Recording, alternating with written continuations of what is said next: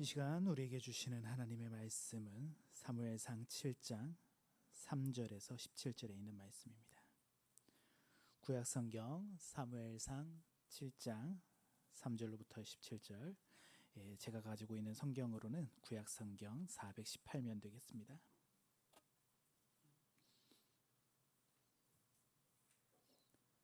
저 한 절, 여러분들 한 절 이렇게 교독하도록 하겠습니다. 사무엘이 이스라엘 온 족속에게 말하여 이르되 만일 너희가 전심으로 여호와께 돌아오려거든 이방 신들과 아스타롯을 너희 중에서 제거하고 너희 마음을 여호와께로 향하여 그만을 섬기라. 그리하면 너희를 블레셋 사람의 손에서 건져내시리라.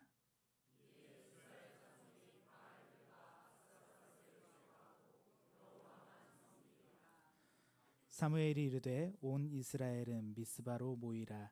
내가 너희를 위하여 여호와께 기도하리라 하매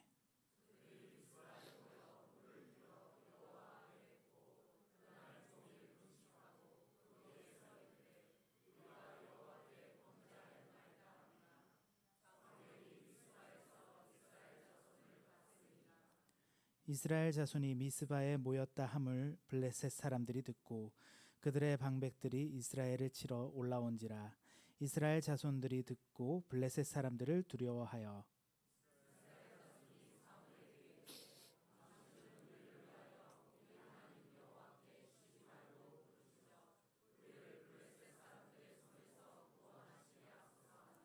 사무엘이 젖먹는 어린 양 하나를 가져다가 온전한 번제를 여호와께 드리고 이스라엘을 위하여 여호와께 부르짖음에 여호와께서 응답하셨더라.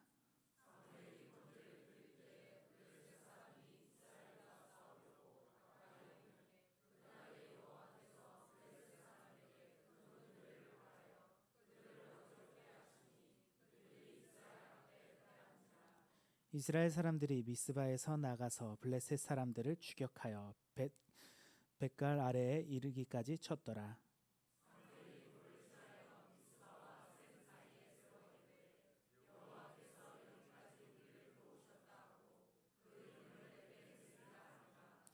이에 블레셋 사람들이 굴복하여 다시는 이스라엘 지역 안에 들어오지 못하였으므로 여호와의 손이 사무엘이 사는 날 동안에 블레셋 사람을 막으심에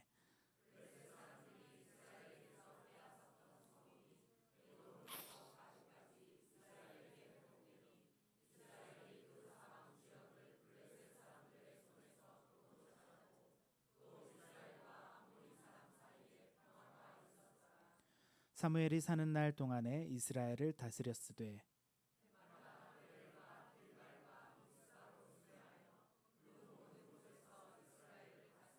17절 같이 읽겠습니다. 라마로 돌아왔으니 이는 거기에 자기 집이 있음이니라. 거기서도 이스라엘을 다스렸으며 또 거기에 여호와를 위하여 제단을 쌓았더라. 아멘. 할렐루야. 복된 주일 오후 예배까지 함께 하시는 우리 사랑빛교회 모든 성도님들을 주님의 이름으로 축복합니다. 오늘 본문 말씀, 특별히 오늘 우리가 교회에서 맥주 감사 주일을 맞이하고 있습니다.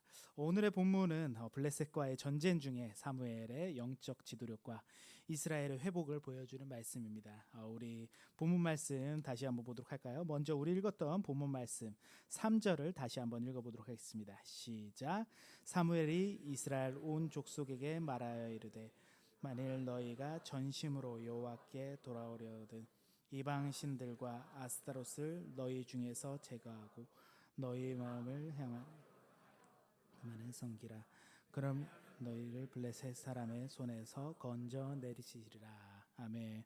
오늘 말씀에서 사무엘이 말하고 있습니다. 너희가 전심으로 여호와께 돌아오려거든 이라고 하는데 도대체 이스라엘 백성들과 하나님 사이에 무슨 일이 있었던 것일까요? 이스라엘 백성들은 하나님 앞에 큰 죄악을 두 가지 정도 벌였습니다. 첫 번째는 우상 숭배입니다. 이것은 이스라엘 백성들이 늘 자주 하는 그러한 죄악이었고, 그런데 이것뿐만이 아니라 또 한 가지 죄악이 있었습니다. 그것이 무엇이냐? 이번에는 사무엘상 4장 말씀을 함께 보겠습니다. 사무엘상 4장 3절과 4절 함께 읽어보겠습니다. 시작.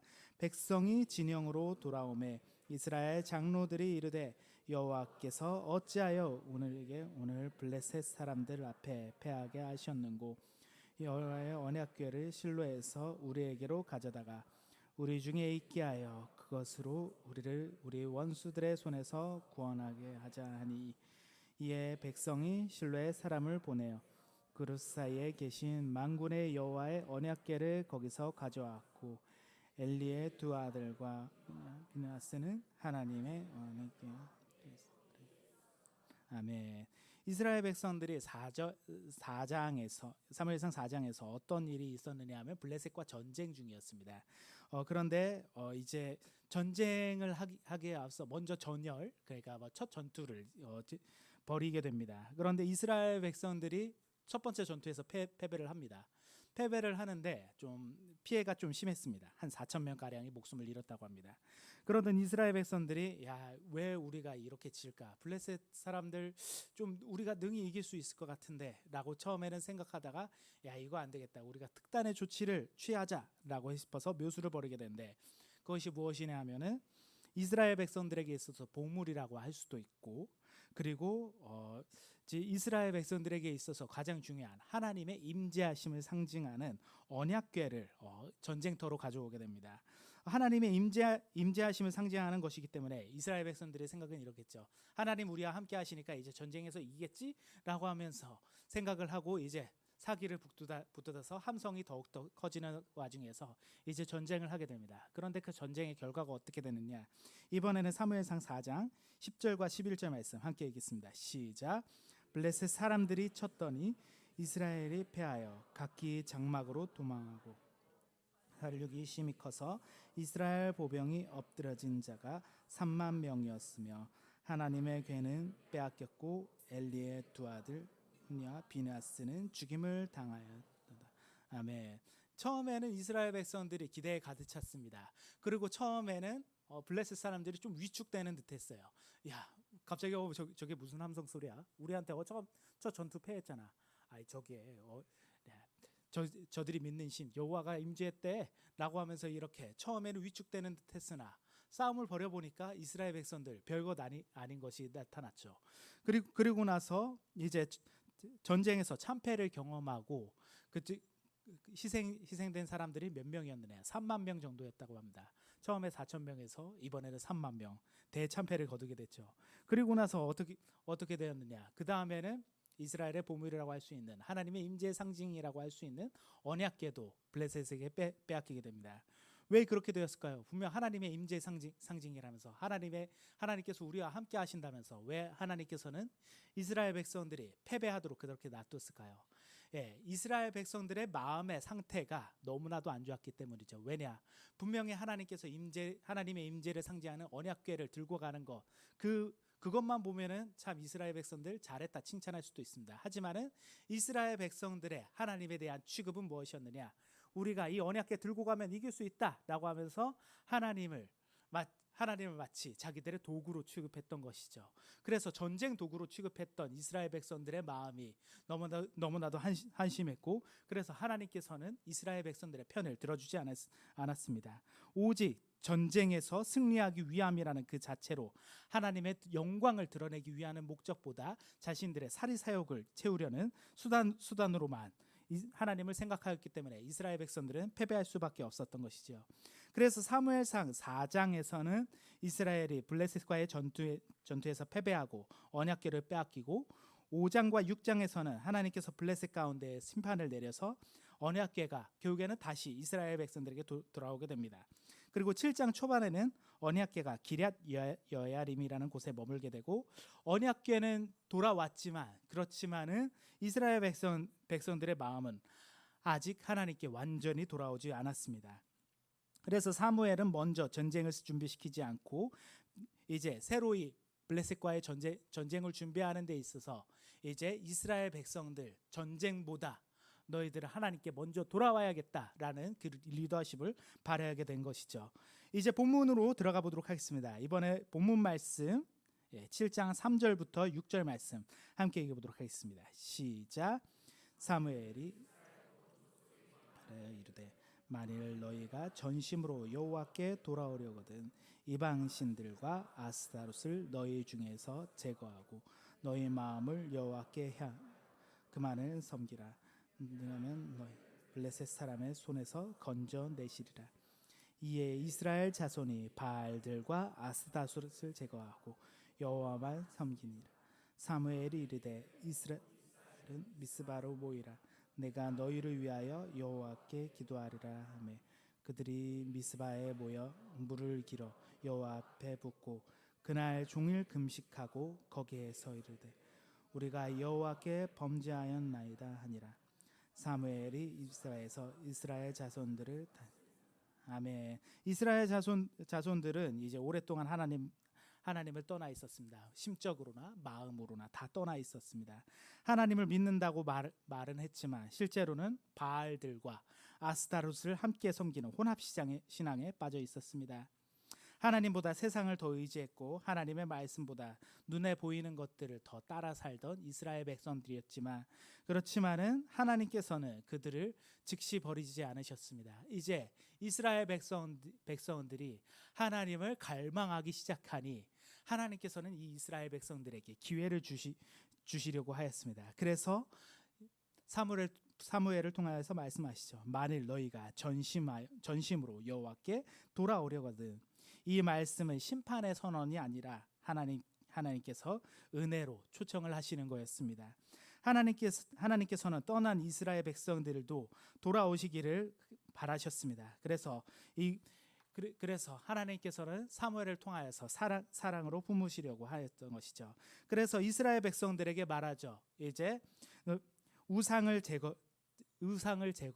제거하라고 먼저 말씀하셨고 그리고 이제 미스바로 모이라고 하였습니다. 미스바로 모여서 이제 이스라엘 백성들은 무엇이라고 하였느냐?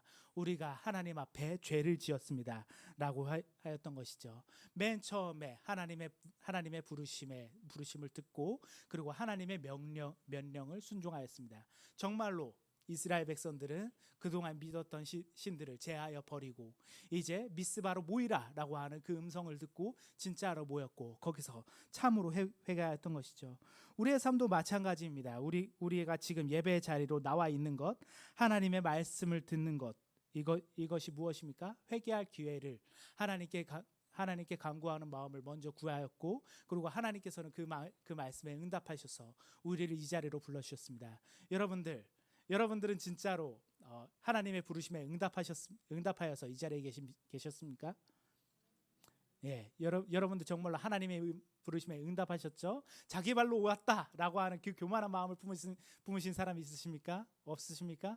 그렇다면 여러분들 지금부터는 무엇을 해야 되느냐? 하나님 앞에 철저한 회개로 나아가시기를 바랍니다. 우리의 믿음이 완전해서 하나님 앞에 나온 것이 아니라 하나님께서 먼저 우리를 부르셨기 때문에 우리는 이 자리로 나왔습니다 라고 하는 그 고백으로서 하나님께 철저한 회개를 하고 그리고 하나님 우리가 죄인입니다. 우리는 죄인이기 때문에 하나님 앞에서 완전하다라고 말할 수 있는 사람은 없습니다. 하나님 우리가 부족하지만 우리의 부족한 마음과 예배를 받아 주시옵소서라고 고백할 수 있기를 바랍니다. 왜 우리가 이렇게 고백해야 하는 거죠? 하나님께서 먼저 우리에게 기회를 주셨기 때문에 우리는 그 기회에 감사하는 마음으로 받아들이며 하나님 앞에 나아갈 수 있기를 바랍니다. 자, 그렇다면 그리고 나서 이스라엘 백성들 참 회개를 하고 이제 그 회개를 하는 이스라엘 백성들을 이제 사무엘이 돌보기 시작했습니다. 그런데 이렇게 돌보는 와중에 갑자기 문제가 발생합니다. 무슨 문제가 발생하느냐? 본문 말씀 이번에는 7절부터 11절 말씀 함께 읽어보도록 하겠습니다. 시작. 이스라엘 자손이 미스라에 모였다 함을 블레셋 사람들이 듣고 그들의 방백들이 이스라엘을 치러 올라온지라. 그들이 듣고 블레셋 사람들을 두려워하여 이스라엘 자손이 사무엘에게 이르되 당신은 우리를 위하여 우리 하나님 여호와께 쉬지 말고 부르짖어 우리를 블레셋 사람들의 손에서 구원하시게 하소서 하니 사무엘이 가져다가 온전한 번제를 드리려 여호와께 부르짖음에 여호와께서 응답하셨더라. 사무엘이 번제를 드릴 때 블레셋 사람이 이스라엘 가까이 오매 그날에 여호와께서 블레셋 사람에게 큰 은혜를 그들을 어지럽게 하시니 그들이 이스라엘 앞에 앉으라. 이스라엘 사람들이 그 사람을 제압하여 백갈 아래까지 쳤더라. 아멘. 자, 이스라엘 백성들이 회개하자마자 갑자기 큰 문제가 발생하죠. 그것이 무엇이냐? 이스라엘 백성들이 미스바라는 지역에 모였다는 것을 이제 블레셋이 접수하게 됩니다. 그래서 흩어져 있던 이스라엘 백성들 다 한 곳으로 모였단다. 이제 저들 한 곳에 모였으니까 다 한꺼번에 칠 수 있겠지라고 하면서 블레셋 사람들이 쳐들어오기 시작하는 것입니다. 그래서 회개했다고 해서 문제가 사라진 것이 아니라 문제가 또 발생하게 되죠. 그리고 나서 이스라엘 백성들의 반응은 무엇이었을까요? 오늘 오전 예배 말씀 기억하시나요? 오전 예배 말씀 출애굽기 말씀에서는 이스라엘 백성들이 문제가 생기니까 가장 먼저 무엇을 했습니까? 불평불만을 했습니다. 모세 당신이 우리 여기까지 끌고 왔잖아. 근데 문제가 생겼잖아. 당신 탓이야 라고 했습니다. 이스라엘 백성들 똑같은 상황입니다. 사무엘 당신이 우리를 모이라고 했잖아. 당신 탓이야 라고 할 수 있었습니다. 그런데 이스라엘 백성들이 태도가 달라졌습니다. 처음에 두려운 마음은 있었습니다. 그럼에도 불구하고 이스라엘 백성들은 사무엘에게 무엇이라 했느냐? 사무엘에게 이르되 당신은 우리를 위하여 우리 하나님 여호와께 쉬지 말고 부르짖어 우리를 블레셋 사람들의 손에서 구원하시게 하소서라고 하였습니다. 이스라엘 백성들이 회개를 하고 나서 정말로 마음이 변하였습니다. 그들은 사람의 힘보다 그 치우친 상황보다 이제는 하나님의 도우심을 구하기 시작하였습니다. 그리고 나서 사무엘이 반응을 하죠. 번제를 드리며 기도하자 하나님께서는 큰 우레를 보내 블레셋을 혼란에 빠뜨리게 하셨고 이스라엘은 승리를 얻게 되었습니다. 이 승리가 무엇 때문이었습니까? 하나님 때문이었습니다. 이스라엘 백성들의 전략 때문이 아니었습니다. 하나님께서 싸워주셨기 때문입니다. 우리의 삶도 돌아보면은 정말로 삶 가운데서 짜증과 불평, 불만이 일어나는 순간들이 너무나도 많이 있었습니다. 분명 하나님 앞에 다가갔다고 생각했지만 회개를 했지만 그럼에도 불구하고 문제가 다가올 때가 있습니다. 그러한 때 우리는 불평불만이 아니라 오늘의 말씀에 이스라엘 백성들과 같이 하나님 앞에 더욱더 간구할 수 있는 이러한 마음이 되어야 될 줄로 믿으시기 바랍니다. 위기의 순간에 예상하지 못했던 방식으로 이제 전투가 해결되었습니다. 그때 우리의 고백은 무엇이 되어야 됩니까? 운이 좋았다가 아니라 이제는 하나님께서 도우셨다라고 고백을 할 수 있어야 됩니다. 하나님의 도우심을 경험했을 때 하나님께서 하나님께서 도우셨네 이렇게 순순히 고백하는 사람들이 있습니다. 그런데 예상치 못한 방법으로 은혜를 경험했을 때 이러한 사람들이 있어요. 운이 좋았네. 하나님께서 하나님의 도우심, 하나님 도우심보다는 이번에는 운이 좀 다른 것 같아 이렇게 고백하는 사람들이 있습니다. 하지만은 이것이 운으로 끝난 것일까요? 아니죠. 그 안에서도 섭리하시는 하나님의 은혜가 있었기 때문입니다. 맥추감사 주일은 상반기를 돌아보면서 하나님께서 우리에게 어떻게 도우셨는지 기억하는 날입니다. 우리가 그리고 이제 이것을 기억해내고 감사의 제목을 다시 한번 하나님 앞에 드려야 되는데 우리가 감사 제목을 지금 하나님 앞에 쓰라고 하면은 다들 쓰시지 못하실 거예요. 왜? 두 가지 이유입니다. 첫 번째 이유는 감사의 제목이 너무나도 많아서 뭐부터 써야 될지 모르기 때문에. 그리고 또 한 가지는 갑자기 기억이 나지 않아서. 기억이 나지 않는 이유는 무엇일까요? 아까처럼 그냥 운이 좋았기 때문으로 치부했기 때문에 감사가 마음에 와닿지 않았던 것입니다. 정말로 감사의 마음이 있다면은 너무나도 제목이 많아서 정말로 감사의 순간들이 너무 많아서 다 못 쓰겠다라고 이야기할 수 있어야 되죠.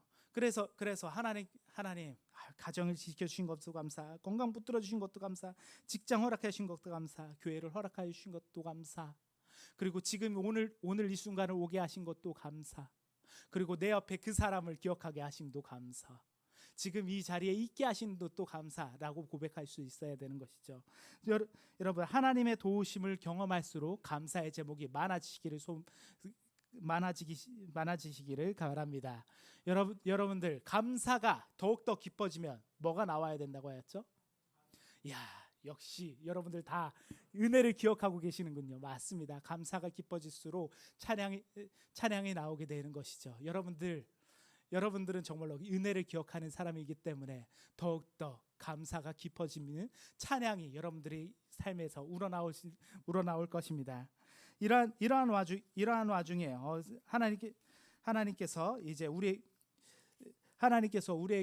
은혜를 더하여 주실 것입니다. 자, 이제 하나님께서 이스라엘 백성들에게 은혜를 더하여 주셨습니다. 그리고 나서 어떻게 됐을까요? 자, 이제 본문 말씀 7장 12절부터 17절 말씀 함께 읽어볼까요? 시작. 사무엘이 돌을 취하여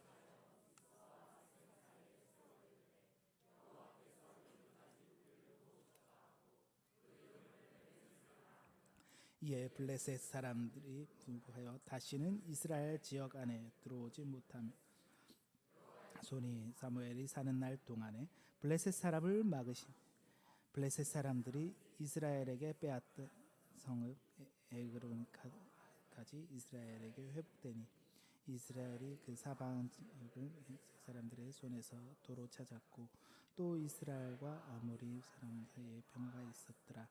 사무엘이 사는 날 동안에 이스라엘을 다스렸으되 해마다 베델과 길갈과 미스바로 순회하여 그 모든 곳에서 이스라엘을 다스렸고 라마로 돌아왔으니 이는 거기에 자기의 집이 있음이니라. 거기서도 이스라엘을 다스렸으며 또 거기에 여호와를 위하여 제단을 쌓았더라. 아멘. 자, 이제 은혜를 경험한 이스라엘 백성들 이제 그 지도자 사무엘이 어떤 행위를 하게 됩니다. 이제 무엇을 하느냐? 갑자기 돌을 가져오게 됩니다. 그리고 그 돌에게 이름을 붙이죠. 에벤에셀. 이름의 뜻이 무엇이라 하였죠? 여호와께서 여기까지 우리를 도우셨다라는 이름의 돌을 세웁니다. 이 돌은 그냥 단순한 돌이 아니라 이스라엘 백성과 자기들이 다 알고 있는 하나님 앞에 세운 기념비입니다. 그런데 이제 첫 출발을 시작하는 기념비였습니까? 아니죠. 은혜를 기억하고자 하는 기념비였습니다. 왜 굳이 돌을 세웠느냐? 하나님의 은혜를 너무 쉽게 잊어버리던 이스라엘 백성들을 위험이었기 때문이기도 하고, 그리고 이제 하나님 부족한 지도자가 하나님 앞에서 올바르게 서고 이스라엘 백성들과 함께 살아남을 수 있게 해주심에 감사하기 때문이기도 하였습니다. 그래서 여기까지 우리를 인도하셨다라고 하는 고백이 있는 것입니다. 그리고 나서 이제 여기까지 인도하셨다라는 것은 그 다음이 있다 없다? 그 다음도 있다라는 것이죠. 우리가 예배 전에 불렀던 찬양이 있지 않습니까? 무엇이었죠? 에벤에셀 하나님이라는 찬양이었습니다. 그 가사, 여기까지 인도하셨네, 감사하신 하나님, 살아계신 하나님이라는 고백이 있었습니다. 그리고 나서 그 다음이 2절에는 이런 가사가 있죠. 무엇이죠? 장래에도 인도하시리. 지금까지 여기까지 인도하신 하나님이 여기까지만 인도하시는 것이 아니라 앞으로도 인도하실 하나님, 그 하나님께 감사하는 마음을 담아서 도움의 돌이란 이름의 에벤에셀이라는 돌을 세우게 됩니다. 맥주 간사 주일은 지난 날을 돌아보며 우리의 삶에도 에벤에셀을 세우는 날입니다. 그리고 나서 지금까지 인도하시는 하나님, 이제 앞으로도 인도하시는 하나님을 이제 우리의 마음속에 새기며 우리 마음속에도 에벤에셀을 세울 수 있는 저와 여러분들 될 수 있기 바랍니다. 하나님, 여기까지 인도하심에 감사합니다. 하나님, 앞으로도 인도하실 하나님께 또 감사합니다 라고 하면서 하나님을 신뢰할 수 있는 저와 여러분들 될 수 있기 바랍니다. 오늘 우리도 마음속에 에벤에셀을 세우며 하나님 여기까지 도우셨습니다 라고 하는 은혜를 기억하며, 그리고 앞으로도 도우실 줄을 믿습니다 라고 하는 그 고백을 함께 이루어 나갈 수 있는 저와 여러분들 될 수 있기를 간절히 소망합니다. 사랑하는 성도 여러분, 말씀을 정리하도록 하겠습니다. 매추 감사 주일, 단순히 한 해의 절반을 마무리하고자 중간 점검의 의미로 세워진 절기가 아닙니다. 이 절기는 하나님께서 세워주셨고 여기까지 인도하신 하나님의 은혜를 돌아볼 수 있는 그 시작점입니다. 지금까지 인도하신 하나님의 은혜 여러분들 생각해 보시기 바랍니다. 생각해 보았을 때 여러분들의 감사 제목 얼마나 되십니까? 저도 감사 제목 생각해 봤을 때 저도 부끄러움이 너무나도 많습니다. 왜냐? 감사의 제목보다 그동안에 이스라엘 백성들과 같이 불평불만한 순간들이 너무나도 많이 스쳐 지나가기 때문이죠. 하지만 그러한 순간 와중에 하나님께서는 우리에게 돌아올 수 있도록 기회를 주셨습니다. 맥주 감사 주일을 맞이하면서 우리가 다시금 감사의 자리로 하나님께서는 돌아오시길 원합니다. 그리고 이제 우리에게 하나님께서 우리를 그 도우심의 자리로 불러주십니다. 그리고 도우심을 경험할 때 우리가 다시 한번 더 기쁜 감사로 하나님께 나아간다면 우리의 감사가 찬양으로 변화가 될 것입니다. 그리고 우리의 감사는 하나님의 은혜를 기억하는 삶에서 시작되는 줄을 여러분들 믿으시기 바랍니다. 사무엘은 에벤에셀을 세우면서 여기까지 우리를 도우셨다고 고백했습니다. 이 고백이 우리의 고백이 될 수 있기를 바랍니다. 이렇게 하고 나서 사무엘은 이제 이스라엘 백성들을 돌보기 시작합니다. 그리고 돌보면서 이제 계속해서 순회하면서 이스라엘 백성들을 돌보죠. 그리고 나서 집으로 돌아가서 또 무언가를 하게 됩니다. 그것이 무엇이냐? 17절 말씀에 이렇게 말씀하십니다. 라마로 돌아왔으니 이는 거기에 자기 집이 있음이니라. 거기서도 이스라엘을 다스렸으며 또 거기에 여호와를 위하여 제단을 쌓았더라라고 기록되어 있습니다. 여호와를 위하여 제단을 쌓았던 것은 무엇입니까? 또 거기서도 하나님 앞에 감사하는 삶을 계속해서 실천했다는 것이죠. 감사의 제목 여기까지 인도하셨다로 끝나는 것이 아니라 또 자기의 삶의 자리, 자기의 집에서도 또 제단을 쌓고 또 감사를 계속하였다는 것을 말씀을 통하여서 기록하고 있습니다. 사랑하는 성도 여러분, 여기까지 인도하신 하나님의 은혜를 기억하고 이제 여러분들의 삶의 자리로 또 돌아갈 때 또 거기서도 같이 하나님께 감사의 자리로 나아갈 수 있기를 소망합니다. 감사 주일로만 감사가 끝나는 것이 아니라 여러분들의 삶의 자리에서, 여러분들의 직장에서, 그리고 여러분들의 가정에서, 이 교회에서도 또 여호와를 섬기며 제단을 쌓아야 할 수 있는 여러분들이 되어서 하나님 앞에서 계속해서 감사 위에 감사를 쌓아갈 수 있는 저와 여러분들의 삶이 되어서 하나님을 더욱더 영화롭고 기쁘시게 할 수 있는 저와 여러분들의 삶이 될 수 있기를 주님의 이름으로 간절히 소망합니다. 기도하시겠습니다. 은혜와 사랑이 풍성하신 하나님 아버지, 오늘 매주 감사주일을 맞아 지난 3바퀴 동안 우리를 인도하시고 지켜주신 은혜에 감사드립니다. 오늘 말씀을 통해 여호와께서 여기까지 우리를 도우셨다는 에벤에셀의 고백을 다시 마음에 새기게 하시니 감사합니다. 또한 이 시간 그 마음에 에벤에셀을 세우며 앞으로도 우리를 인도하실 하나님의, 앞으로 함께하실, 동행하실 하나님의 은혜에 또 감사드립니다. 하나님, 혹시 우리 마음이 하나님보다 세상을 더 의지하고 감사보다 불평을 앞세웠던 모습이 있었다면 용서하여 주시고 오늘 이 시간 우리에게 기회를 주신 하나님께 먼저 돌아가고 하나님만 의지하는 삶을 살아가게 하여 주옵소서. 지난 시간 우리의 가정을 지켜주시고 건강을 붙들어 주시며 필요한 모든 것을 채워주신 것이 하나님의 은혜였음을 고백합니다. 작은 것 하나도 당연하게 여기지 않고 범사에 감사하는 믿음을 허락하여 주옵소서. 이제 시작되는 하반기에도 우리의 걸음을 인도하여 주시고 우리 교회와 가정, 일터와 다음 세대 위에 하나님의 은혜를 더욱 풍성히 베풀어 주옵소서.